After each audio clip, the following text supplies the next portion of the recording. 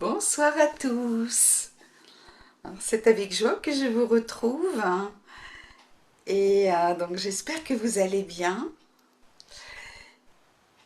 Et donc ce soir nous allons parler d'amour. Un bien vaste sujet euh, en si peu de temps. Et pourtant c'est un sujet de méditation particulièrement intéressant et profond. Et donc j'avais envie un petit peu de partager avec vous quelques éléments, bien sûr, hein, ça ne va pas être exhaustif, mais ça pourra donner une petite coloration à votre méditation et à votre réflexion par rapport à votre rapport à l'amour, hein, tout simplement. Ok. Si vous avez des questions ou des commentaires ou quoi que ce soit, j'ai mis le chat, hein, donc je regarderai que je peux en fait ce que vous avez envie de dire si vous n'osez pas prendre la parole. Voilà. Alors, le sujet de ce soir, donc, c'est l'amour dans tous ses états, du niveau le plus grossier au plus subtil. Donc, ce qui est le plus apparent, de ce qui l'est moins, de ce qui est le plus superficiel vers ce qu'il y a de plus profond, si vous préférez. Alors, je vais commencer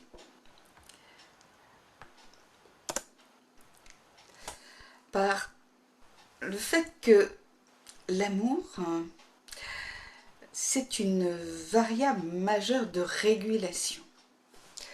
Alors pourquoi je commence par là? Eh bien, dans le Raja Yoga, on en a parlé déjà plusieurs fois, c'est vraiment un travail de rééquilibrage. On a des fois tendance à être excessif ou plutôt au contraire un petit peu léger sur l'investissement par exemple. Et donc euh, dans la méditation, on va voir que l'amour, c'est une force vive. Et comme vous avez peut-être pu voir dans l'image précédente, eh bien, c'est pour ça que je l'ai choisi, c'est que ça ressemble un peu à un cœur et puis ça fait penser à du feu.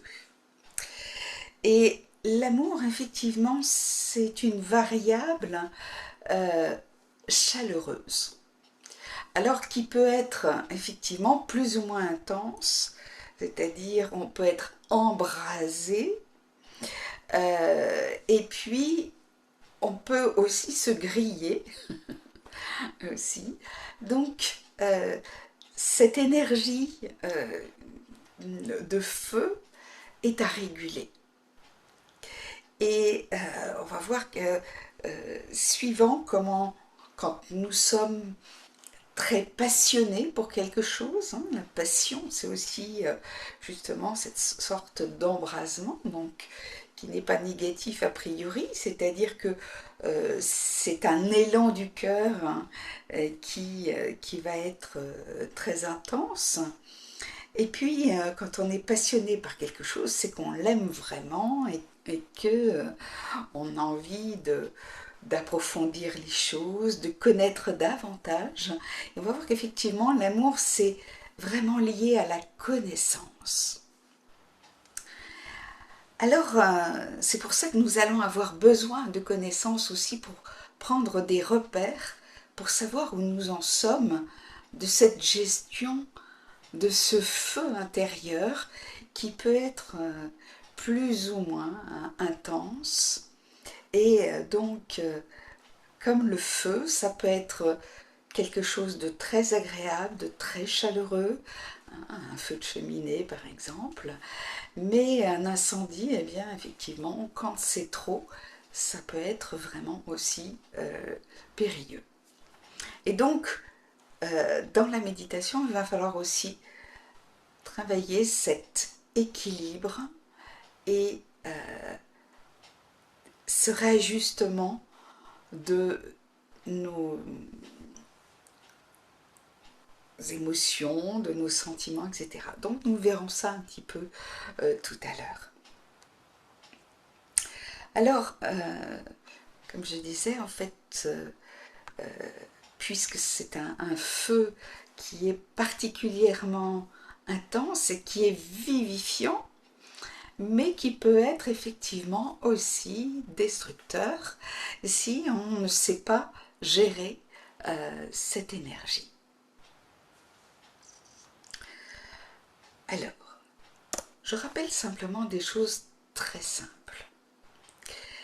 L'amour, c'est quelque chose qui va nous rendre autonomes quand cet amour a été sécurisant.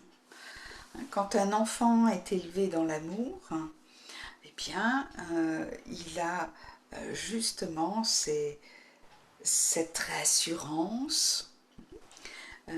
Quand, quand on est bébé, par essence, on est dépendant. Et on a fondamentalement besoin de l'autre pour sa propre vie. C'est-à-dire c'est une question de survie. Qu'on s'occupe de nous ou pas, c'est une question de survie. Et on s'est rendu compte qu'effectivement, que quand on ne regardait pas un enfant, on ne lui donnait pas toute l'attention, on peut parler parfois de trauma, de négligence, eh bien cet enfant va avoir des carences et des difficultés pour être sécurisé dans le monde, et il va plus facilement essayer de réclamer l'attention ici et là de façon plus intense parce qu'il ne se sent pas autonome, il a besoin de protection et il va réclamer euh, finalement cet amour qu'il n'a pas forcément reçu. Et donc on voit que par contre quand l'amour a été donné, eh bien il va y avoir une sorte de confiance en soi qui va être en place, et c'est lié au regard qu'on porte sur nous. Et ce regard, s'il est confiant, eh bien aussi on va gagner en confiance. Donc on voit à quel point c'est à la fois vital et en même temps c'est vraiment quelque chose qui va nous permettre d'évoluer et de prendre toute sa place et euh, d'apprécier sa vie. Alors, autre chose, l'amour, c'est quelque chose qui va nous permettre de sortir de l'égocentrisme. Je parlais du petit enfant, et bien par essence, euh, comme il réclame cette attention, en fait, pour lui, tout tourne autour de lui. Donc c'est ce qu'on appelle l'égocentrisme. Et donc les autres sont plus accessoires, on va dire. Et progressivement, les interactions qu'on va pouvoir avoir avec l'enfant vont permettre de rentrer en contact progressivement avec l'autre. Alors ça passe aussi par le sourire et par le geste, par le toucher aussi, le fait de prendre l'enfant dans les bras, ça va avoir aussi un effet calmant. On voit que l'amour a aussi, donc c'est sécurisant, c'est calmant, c'est enveloppant. Et c'est quelque chose dont on va avoir besoin à chaque fois qu'on est en sécurité, donc pour pouvoir combler. Vous rappelez le fait de rééquilibrer les choses. Et puis, l'amour, c'est ce qui va nous permettre de redonner de la valeur au soi et reconnaître la valeur de l'autre. Quand on s'est senti apprécié, quand on s'est senti aimé, eh bien, on a plus facile à comprendre que nous avons de la valeur. Et bien sûr, on n'a pas toujours eu des vies qui permettent d'être, j'allais dire, dans un niveau optimal. Et donc les besoins vont être plus ou moins intenses, plus ou moins criants. Et c'est ce qui va faire que certains vont être très demandeurs, voire même des fois excessifs. Est-ce que ça va pour vous? Est-ce que vous avez des questions?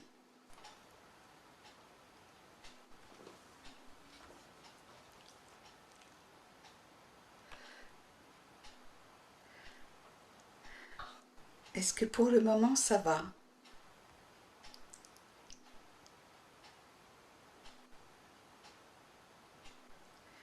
Vous pouvez ouvrir vos micros, hein, c'est pas un souci.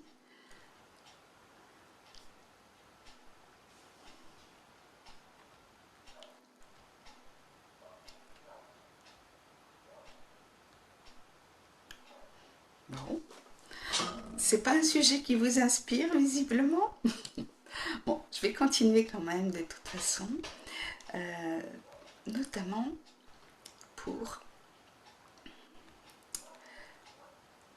voir un petit peu justement l'amour dans tous ses états.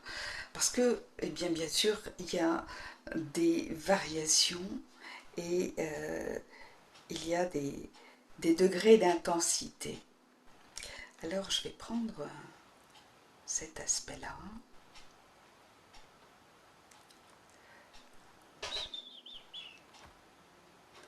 Ok.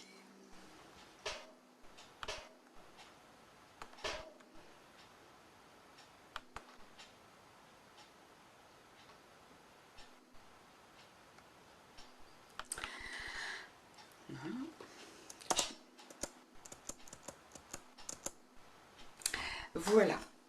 Alors, l'amour, ça peut prendre plusieurs tonalités, on va dire. Et il y a plusieurs façons d'aimer. Et d'ailleurs, en fonction des personnes, hein, il va y avoir ce qu'on peut appeler l'amour filial, l'amour marital, l'amour fraternel, euh, en fait, toutes sortes d'amour, hein, en fait. Et puis, on va pouvoir aussi aimer la nature. Hein. Vous voyez, la nature, c'est pas seulement des personnes, mais ça va être aussi d'apprécier aussi le cadre, hein, dans lequel nous sommes. Alors, pourquoi je prends... Quelqu'un m'a envoyé cette image aujourd'hui. J'ai trouvé très, très intéressante et je me suis dit, bah, tiens, je vais partir de là pour exprimer un petit peu le fait d'aimer sur tous les plans. Alors, on va commencer par là.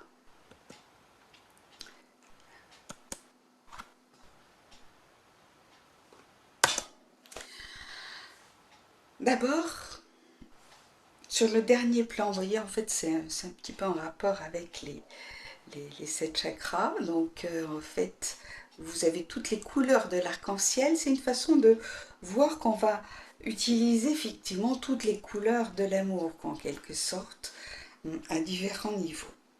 Le chakra racine, c'est ce qui nous ancre sur le plan terrestre. Et le premier rapport que nous avons en fait avec notre environnement passe par les perceptions. Et l'amour, hein, eh bien, même un petit enfant, en fait, peut percevoir, euh, même déjà subtilement, s'il est apprécié ou s'il ne l'est pas. On va avoir des perceptions, hein, suivant comment on nous regarde, comment on nous approche, etc. Et puis, quand par exemple les enfants s'aiment bien, eh bien, ils vont se donner la main, etc. Donc, il va y avoir tout ce système de perception, d'être à l'écoute Et j'allais dire, les bases de l'amour, ça va être cette capacité à écouter et à observer. Et d'ailleurs, le mot enfant, hein, ça veut dire celui qui reste en silence et qui regarde. Parce que c'est le premier apprentissage, donc les premières perceptions. Et ces perceptions-là vont nous aider à éprouver une première forme d'amour tout à fait spontanée, en fait, qu'on appelle l'empathie. C'est-à-dire que si par exemple un petit enfant se blesse, pleure, eh bien vous allez voir d'autres enfants qui vont arriver, essayer de le consoler, etc. Donc on va voir que ces premières perceptions nous invitent spontanément en fait à l'amour. Et ça va nous montrer que c'est vraiment une qualité de l'être profond. Alors, okay. Alors je vais vous demander simplement de rester en silence.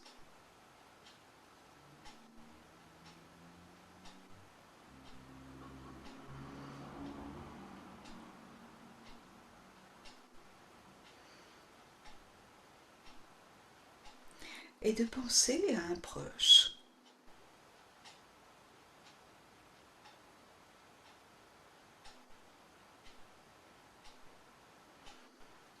Quand il vous sourit, que ressentez-vous ?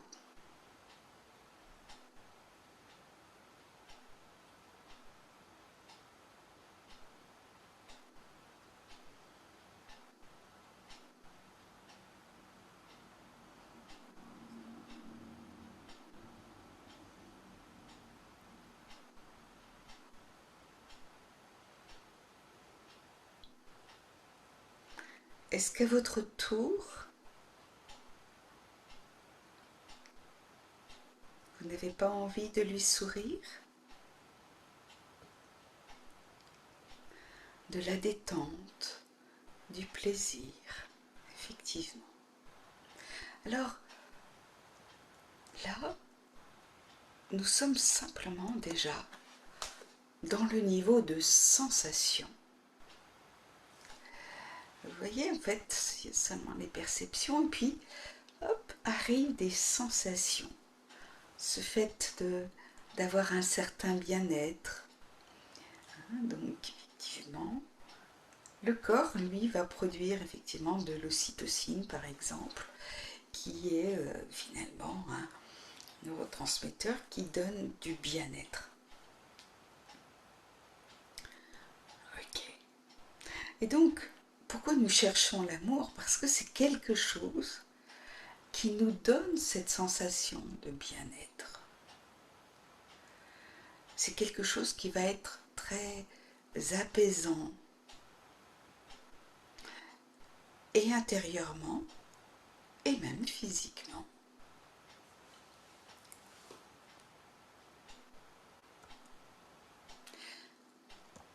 Alors allons un petit peu plus loin. Après ces perceptions, eh bien, je vais avoir un mouvement de réponse très souvent. Tout à l'heure, on parlait du sourire. Eh bien, quelqu'un vient en face de vous et bienveillant à votre égard, vous sourit. Et très naturellement, eh bien, très souvent, vous allez sourire en retour. Vous voyez, l'émotion, c'est le mouvement vers. C'est-à-dire qu'on était à l'intérieur, vous avez vu, les perceptions, les sensations, tout ça c'est à l'intérieur, et hop, l'émotion, c'est ce qui va impulser ce mouvement. Et là, je peux éprouver l'émotion la plus pure qui soit, la plus stable qui soit, c'est effectivement la sérénité, la paix intérieure.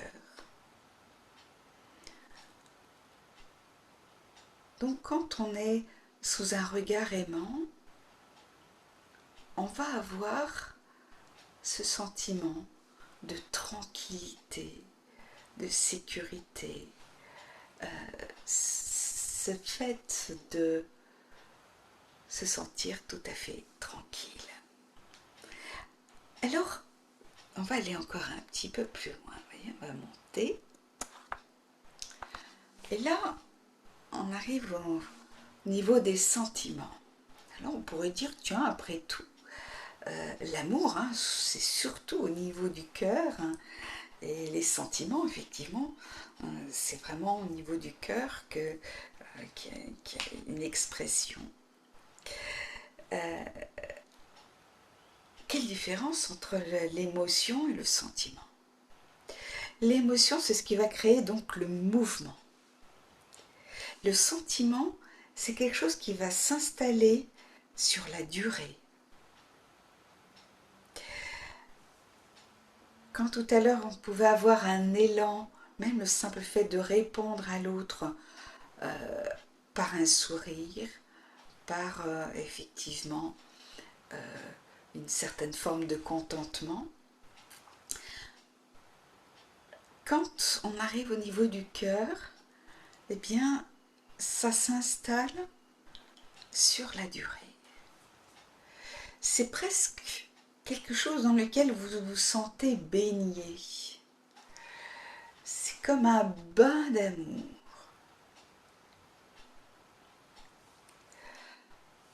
Ok. Et puis, qu'est-ce qui va se passer? Eh bien, il va y avoir des échanges. Donc même quand on va se parler, il va y avoir un discours qui sera agréable, sympathique et éventuellement joyeux. Parce qu'effectivement, quand on éprouve de l'amour de façon intense et durable, très naturellement, il y a une forme de joie qui apparaît.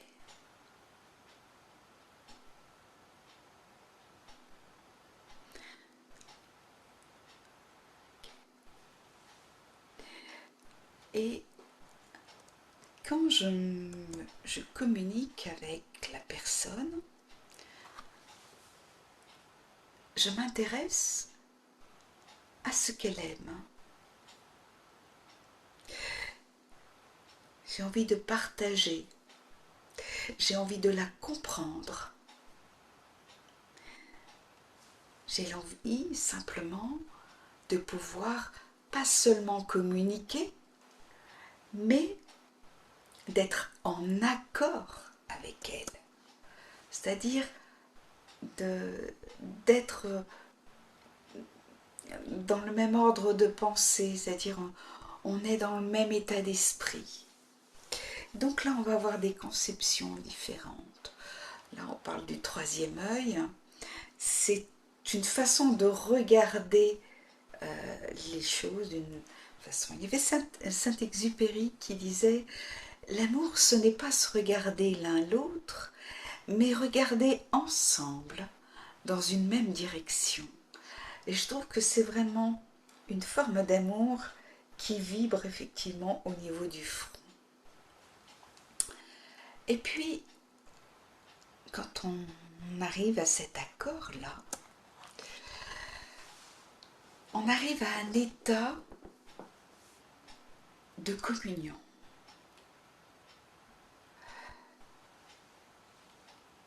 C'est comme si, en fait, voilà, on marchait ensemble, on était ensemble, justement. Et cette communion fait que presque à la limite, quand on vit ces moments-là, eh bien, c'est presque à la limite comme si plus rien n'existait autour. Il y a cet état profond de silence et de regards qui se comprennent.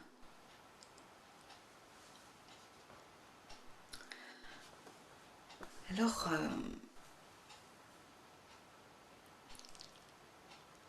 pour terminer, il y a encore un autre niveau qui va être, alors je l'appelais synergie, c'est-à-dire que là, tout d'un coup, ça va dépasser même le corps.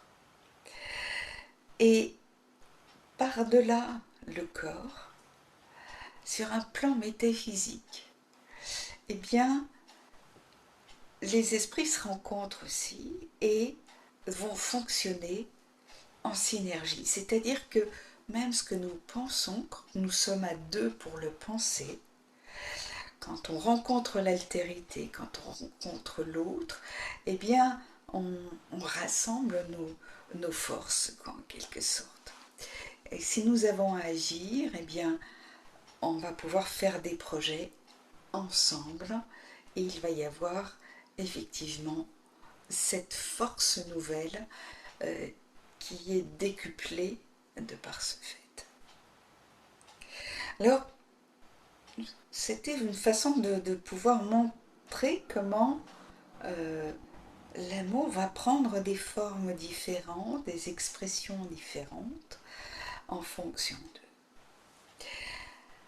Dans la méditation, eh bien, quand je vais regarder l'autre, je vais aussi regarder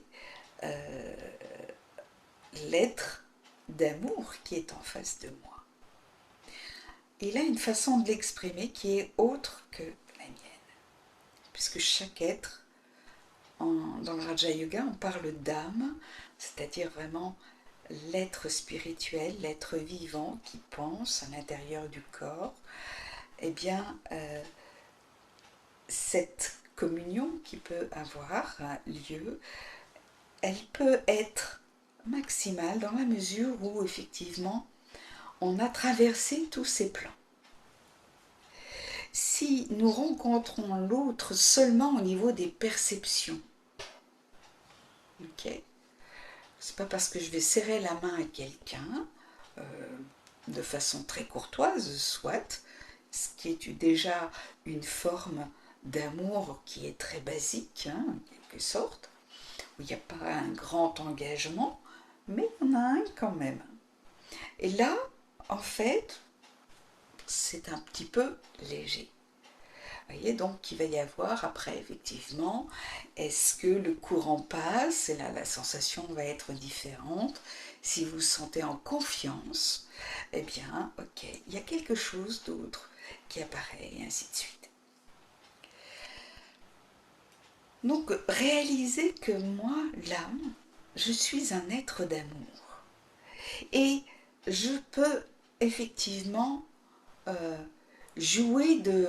On pourrait dire que toute cette colonne-là, en fait, c'est comme une flûte avec toutes sortes de notes de musique. Et finalement, le fait de jouer toutes ces notes, ben, c'est comme un chant d'amour. Et c'est aussi ce qui va nous faire vibrer et qui va nous aider à reconnaître qui nous sommes. Je suis un être d'amour. Je suis un être aimant. Et je suis un être digne d'amour. Alors, vous allez me dire, oui, mais bon, ça c'est bien joli, mais c'est pas toujours le cas. Nous sommes entourés de gens qui ne sont pas forcément dans cette disposition, n'est-ce pas?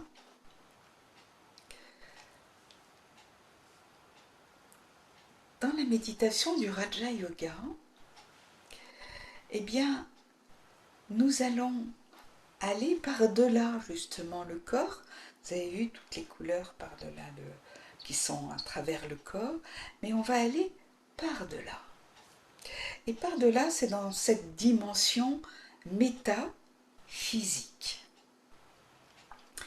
Et dans cette dimension, eh bien, c'est là où je peux avoir la perception de qui je suis globalement. Un point de lumière avec ce rayonnement d'amour qui vibre sans arrêt. Alors avec plus ou moins d'intensité, donc en fonction de nos pensées. Et dans cette dimension métaphysique, je vais à la rencontre d'un être éternellement stable.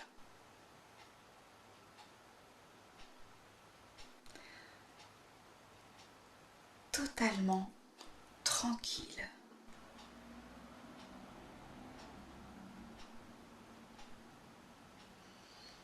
Et pleinement aimant.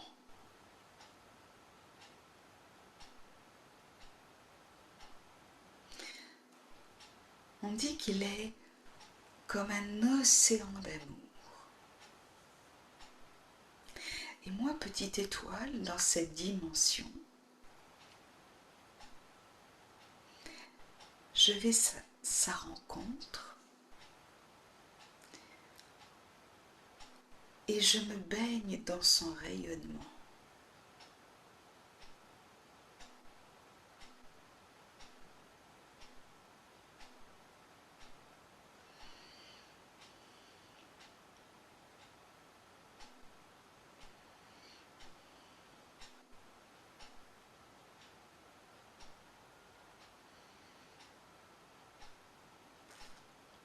Et comme un enfant qui est porté, bercé,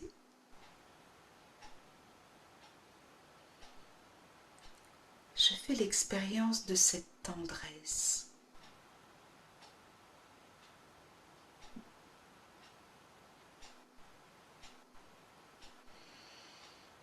Et je me nourris de cette tendresse.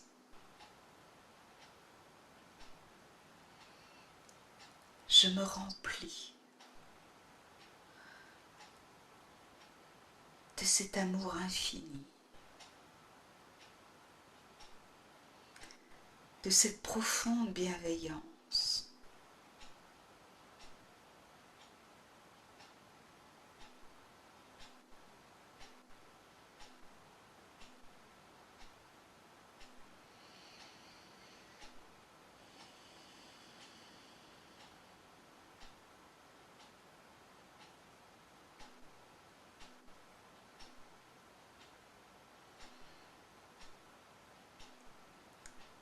Et cette énergie me réchauffe le cœur.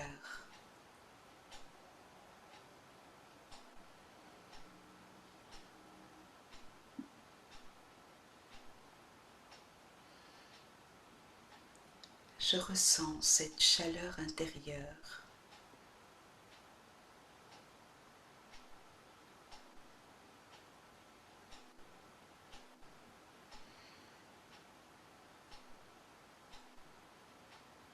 Et ce bien-être profond.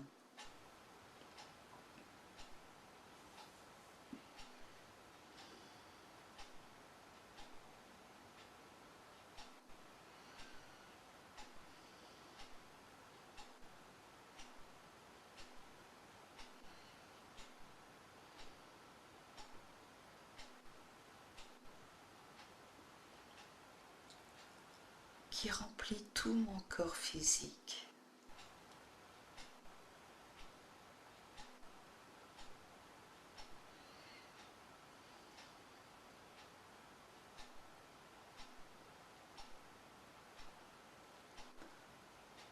Et qui va même au-delà.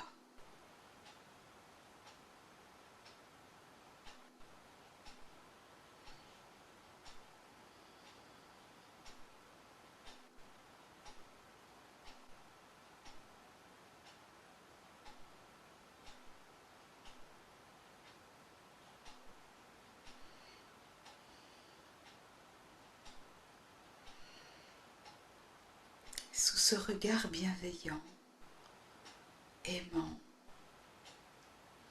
patient,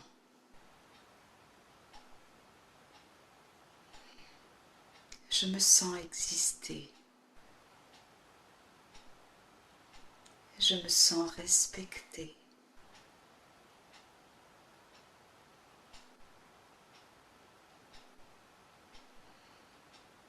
Je me sens encouragée.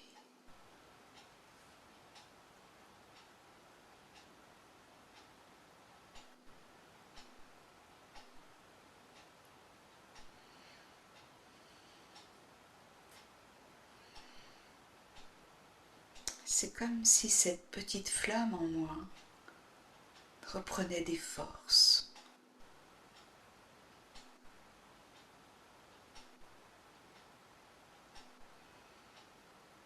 Chaleureuse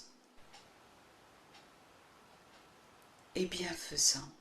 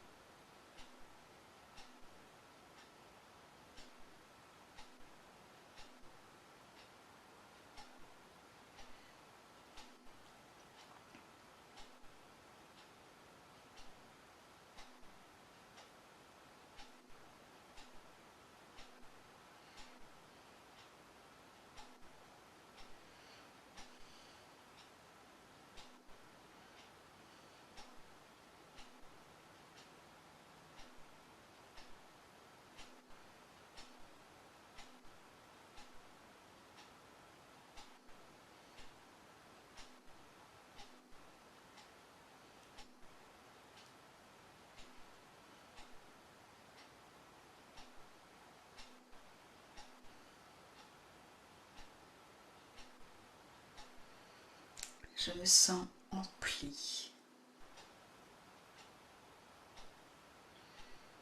emplie de douceur.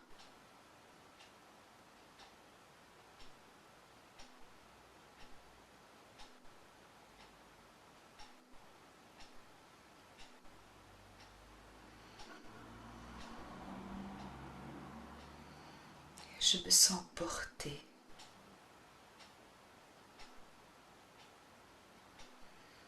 Et je me sens légère et lumineuse.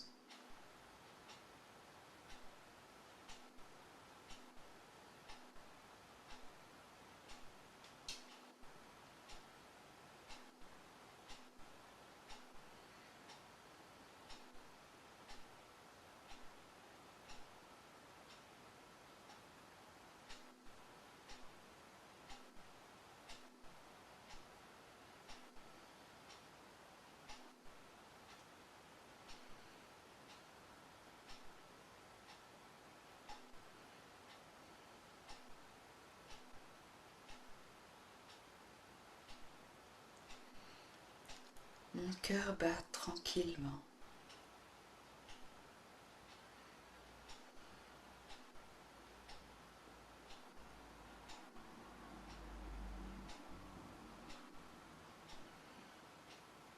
Et je me sens vivante.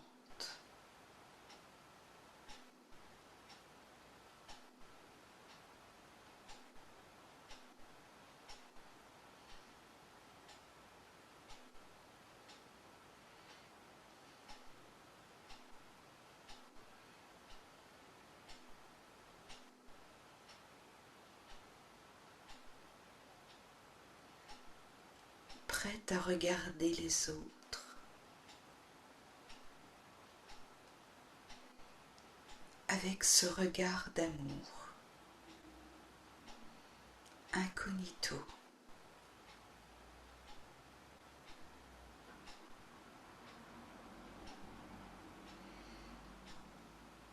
Parce que s'il est doux de recevoir de l'amour, il est tout aussi doux d'en donner.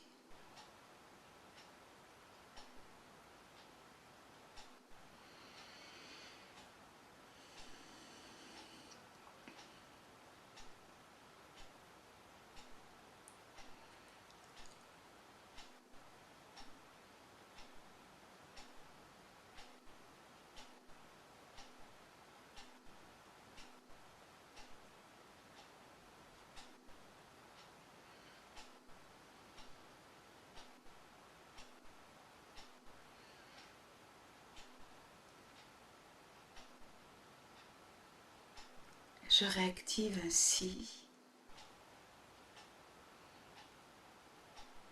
les circuits de l'altruisme.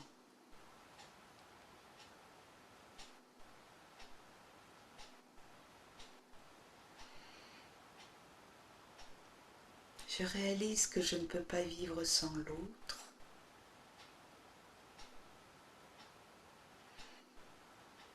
Et que je ne suis pas seule au monde.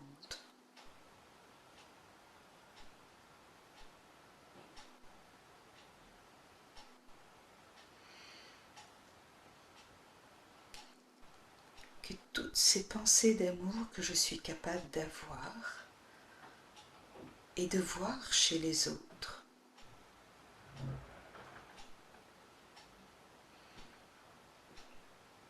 génèrent encore de l'amour. Et cela devient une protection contre les mauvaises pensées qui peuvent m'assombrir.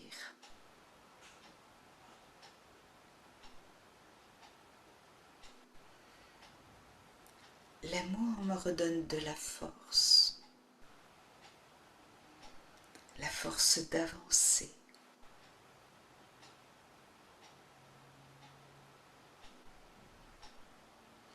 la force d'aider.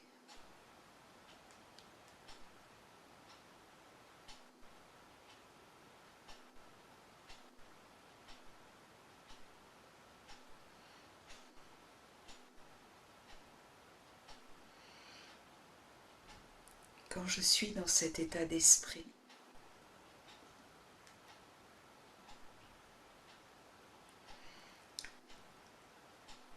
mon mental est occupé à regarder l'amour autour de moi.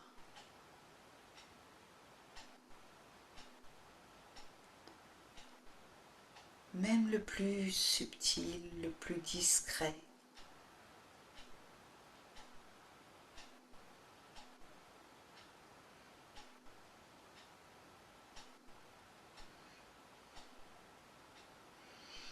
Et je peux percevoir à quel point chacun a besoin d'amour.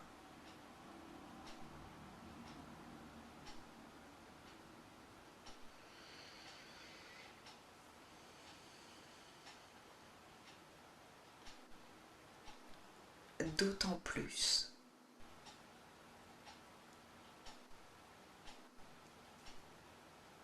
quand on en a manqué.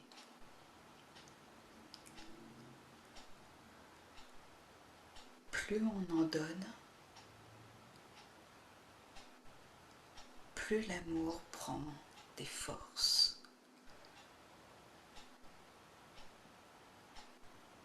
Plus il s'agrandit.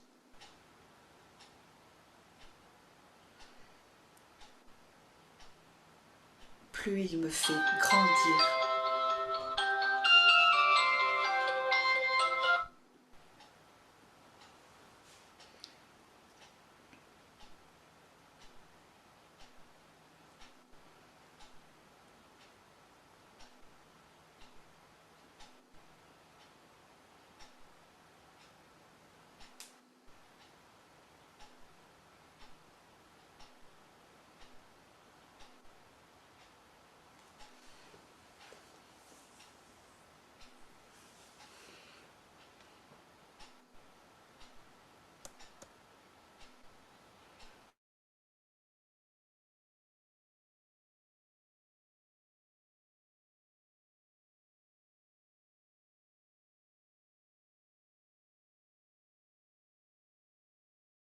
Est une force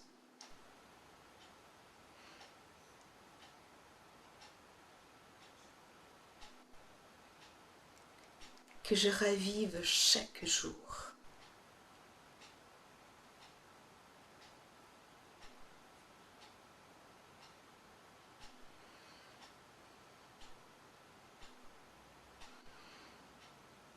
L'amour est ce qui protège la vie.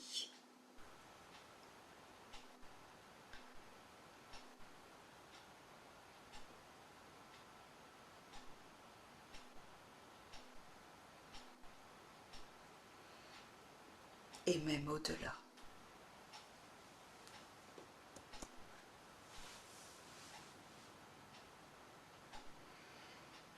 L'amour est comme un joyau, comme un diamant,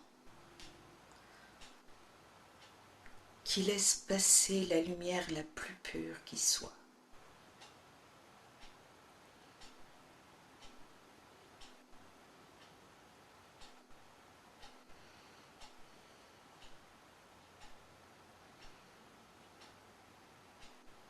Qui donne un éclat à la vie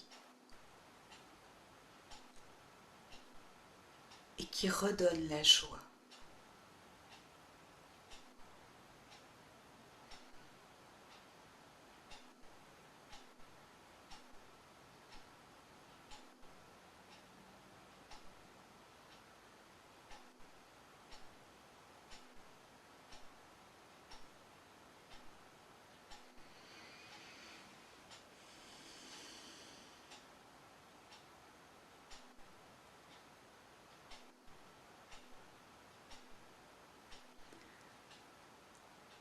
En méditant sur l'amour,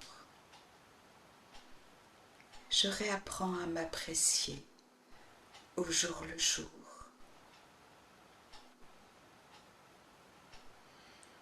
et à découvrir de nouvelles façons d'aimer, de nouvelles expressions d'amour dans mon quotidien. Un geste de gentillesse,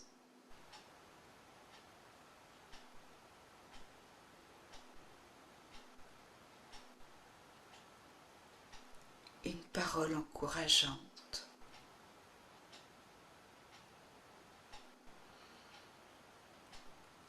une présence bienveillante,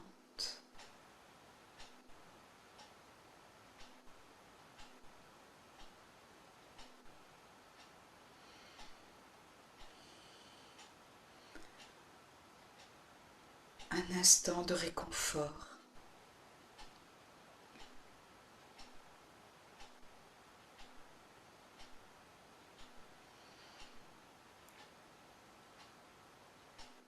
Je suis un être d'amour et j'ai plein de façons de l'exprimer avec douceur et dans le respect d'autrui.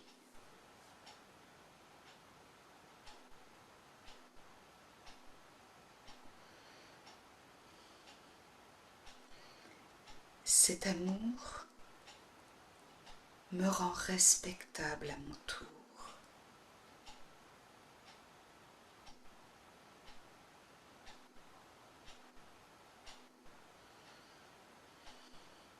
C'est un trésor inépuisable.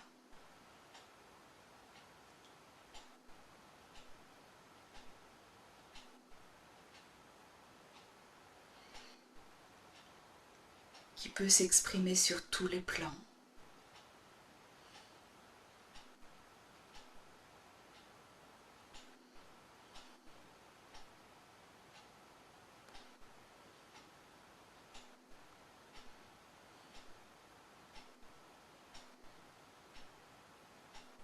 Et notamment par la bonté.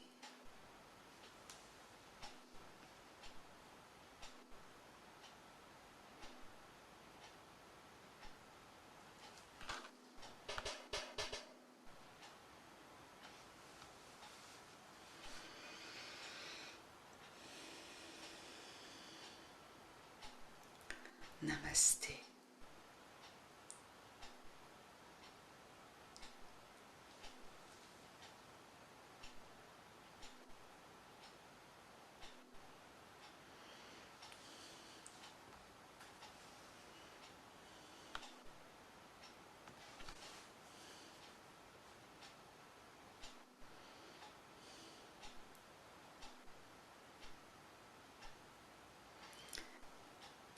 Alors, je vais vous souhaiter une très bonne soirée.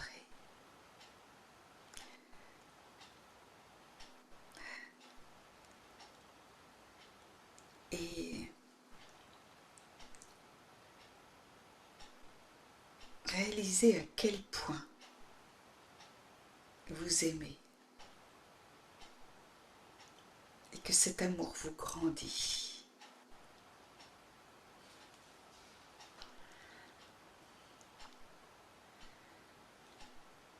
Alors je vous laisse la parole. Bonsoir.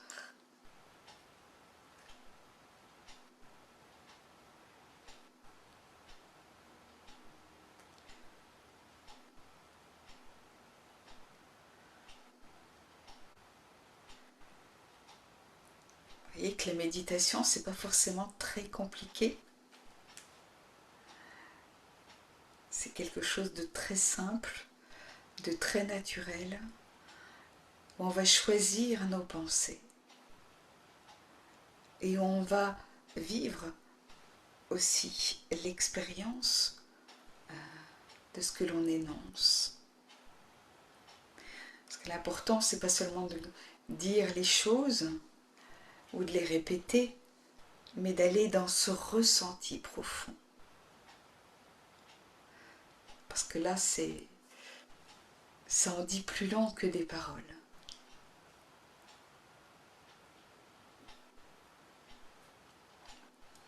Alors, j'aimerais vous écouter.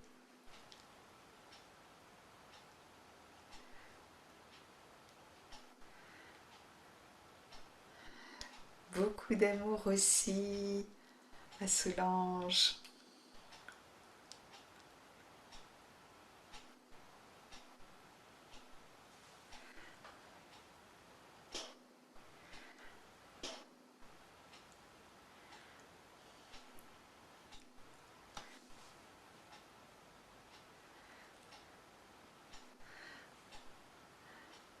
Alors, si vous avez réalisé que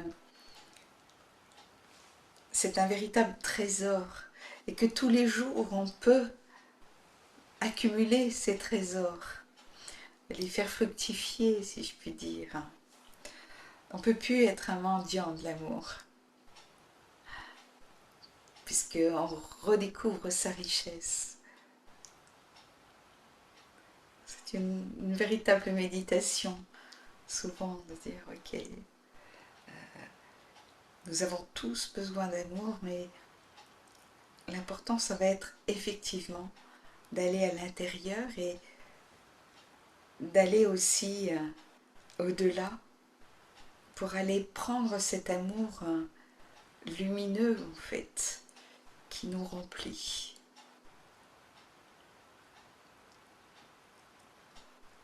Pour être à notre tour diffuseur, souvent bien malgré nous.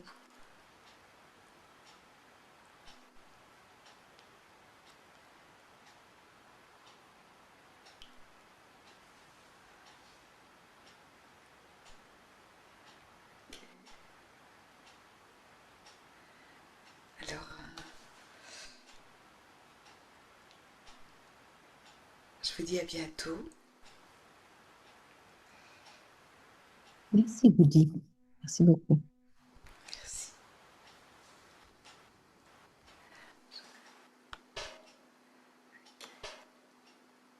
Merci à vous.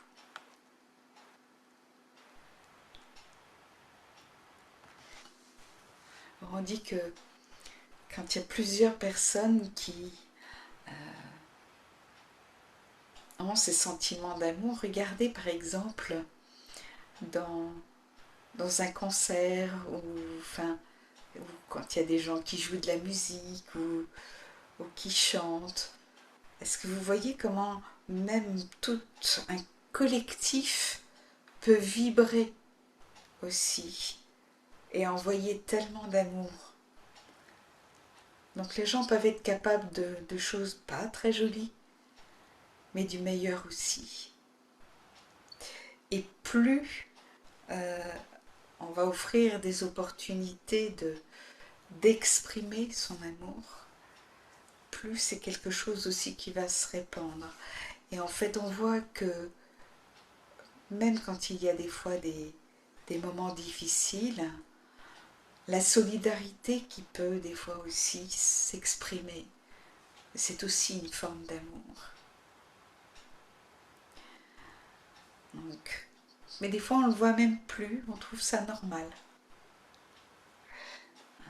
C'est normal, soit. Mais effectivement, c'est quelque chose à cultiver encore et encore. Alors voilà, je crois que c'est l'heure. Je vous souhaite vraiment tout plein de bonnes choses. Et puis je vous dis au mois prochain, à bientôt.